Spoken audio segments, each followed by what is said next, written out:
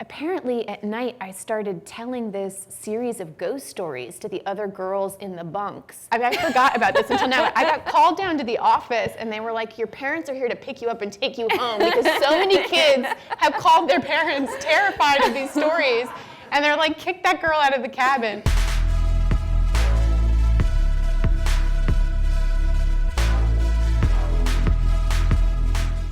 Is television and movie creation, is that something you always wanted to do?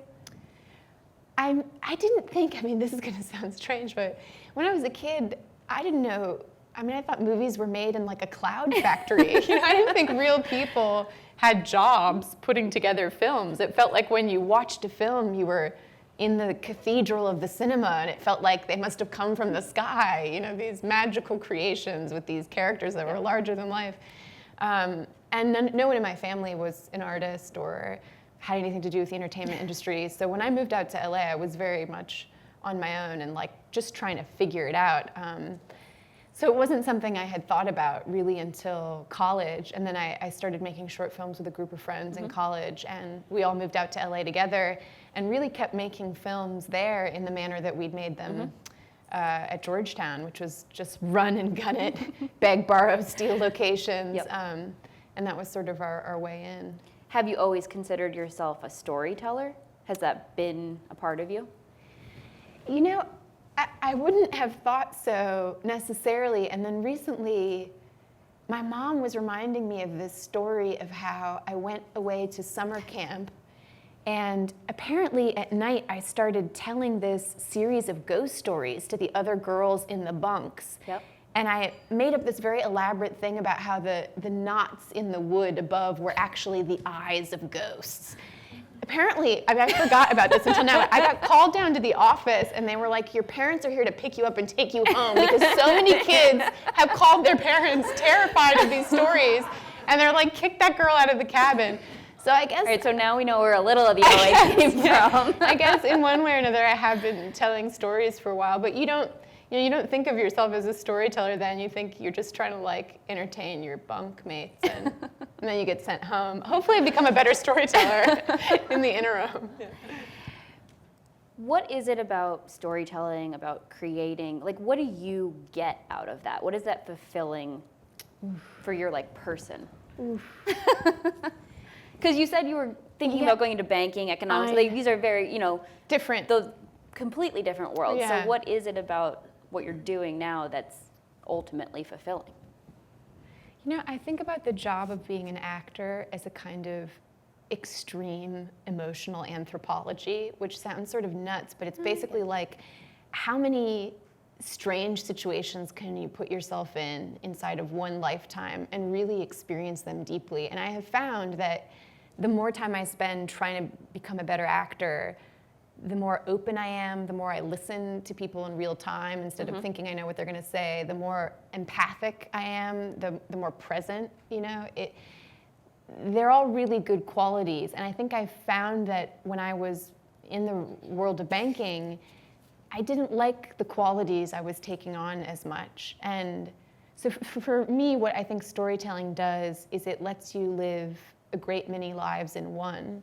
Even as a writer, I was writing on the plane ride over here. I remember I sat on the plane. We're working on chapter 7 right now. I literally maybe went to the bathroom twice, but otherwise was just there pounding out the chapter. And it's like being in a completely different world. You don't notice that the plane is touching down.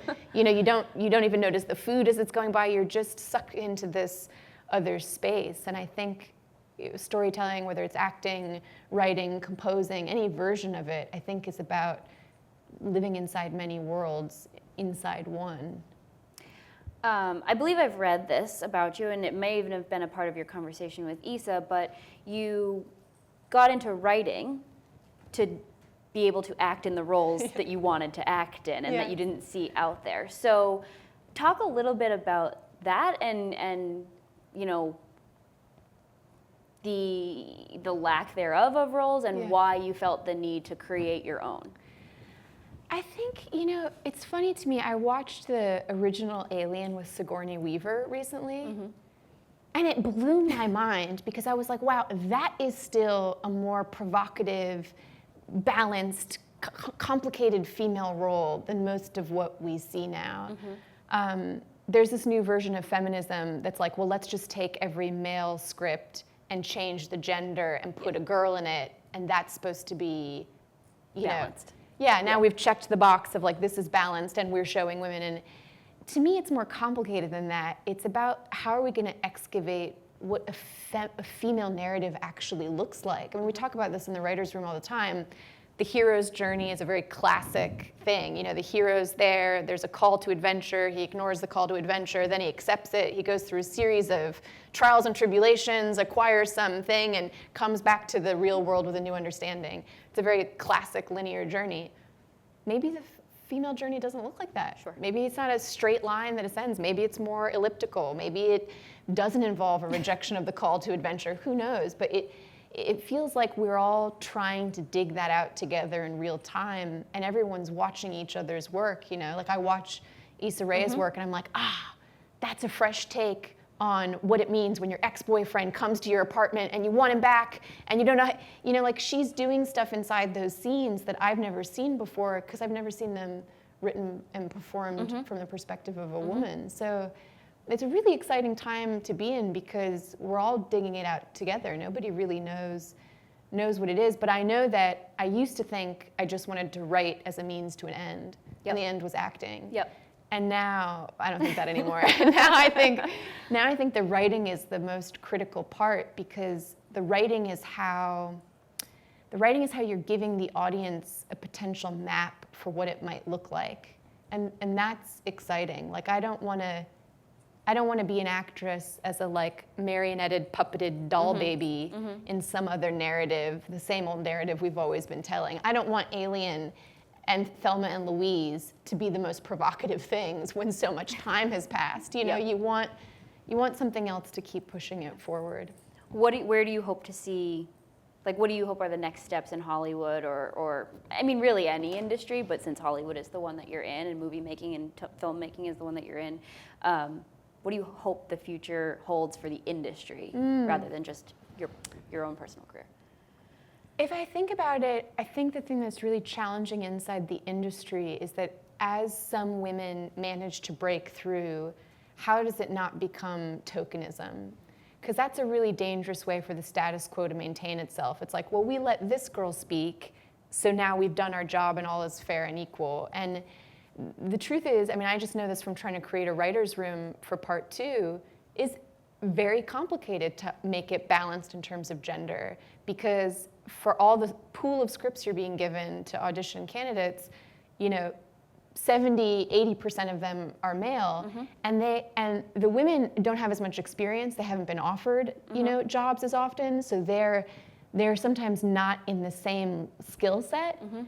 Then it's your job as a female show creator to be like, okay, I'm going to take this younger woman who hasn't had as much experience.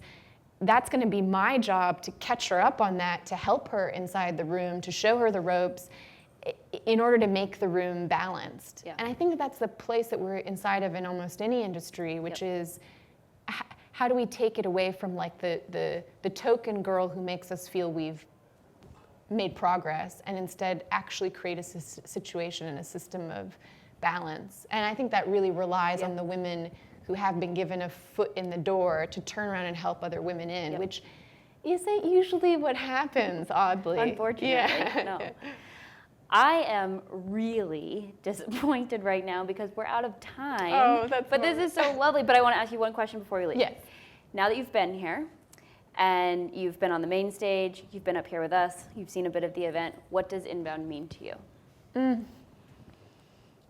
It feels to me like a place of genuine open discourse where there's an audience that's really excited and receptive and wants to hear new ideas, and hopefully people come and bring some to the table. It feels like a really unusual tidal pool of energy, and I'm excited to have been a part of it this year. Every element has been wonderful. Awesome. We are so excited to have you and so thankful. Thank you for being here, and thank you for doing this with us. Thanks. Thank you for having me. Thanks. Thank you, guys.